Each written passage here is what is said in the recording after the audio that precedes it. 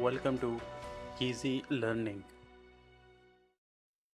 Exercise number 118.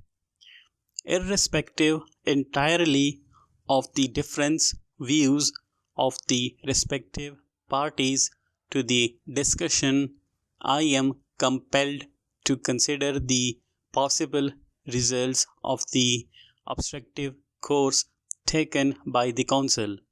There can be no doubt that the objective would be more easily attained if these merely destructive methods were abandoned.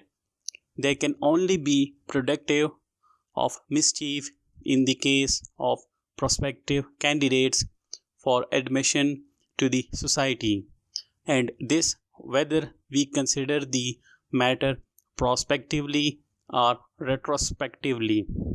A retrospective examination will show what has occurred in the past in similar circumstances, and a prospective consideration will show what is likely to occur in the future. If the respective parties are allowed to follow their own merely obstructive ideas, each will be destructive of the other and will certainly act destructively, no matter what each may say.